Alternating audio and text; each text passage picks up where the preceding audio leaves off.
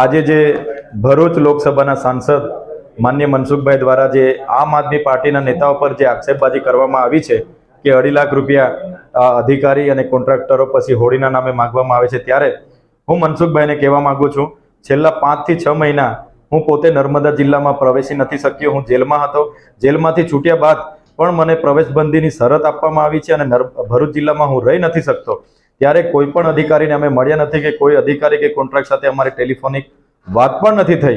ત્યારે મનસુખભાઈ જે રીતના ભૂતકાળમાં એલસીબીના પીઆઈ સોલિયામાંથી 35 લાખ રૂપિયા દારૂનો હપ્તો લે છે, એમના જિલ્લાના પ્રમુખ ઘનશ્યામભાઈ ધારીખેડા સુગર પર બેસીને જલારામ એન્ટરપ્રાઇઝ પરથી 50 લાખ રૂપિયા કમલમ બનાવવા માટે લીધા હતા. એમના જ મહામંત્રી નીલરાવ દ્વારા કમલમ માટે 80 લાખ રૂપિયા વાસ્મો પરથી લીધા હતા જેવી નિવેદનબાજી પણ મનસુખભાઈએ ભૂતકાળમાં કરી છે. ત્યારે અમે મનસુખભાઈને કહેવા માંગીએ છીએ, હમણાં 4 દિવસ પહેલા તમારા પ્રદેશ પ્રમુખ CR પાટીલ દ્વારા નર્મદા ખાતે જે કમલમનું ઉદ્ઘાટન કર્યું, આ આલિશાન કમલમ બનાવવા માટે 12 થી 15 કરોડ રૂપિયા નર્મદા જિલ્લા સંગઠને ખર્ચો કર્યો છે એવું કહેવામાં આવ્યું. તો કયા ભાજપના નેતાઓએ આ કમલમ બનાવ્યું, ક્યાંથી પૈસા આવ્યા અને કોણે ફંડ આપ્યું, એ પણ મનસુખભાઈએ ખુલાસો કરવો જોઈએ. રહી વાત ભ્રષ્ટાચારની, તો મનસુખભાઈને હું કહેવા માંગુ છું, આવનાર દિવસમાં તમે જાહેર ડિબેટ રાખો.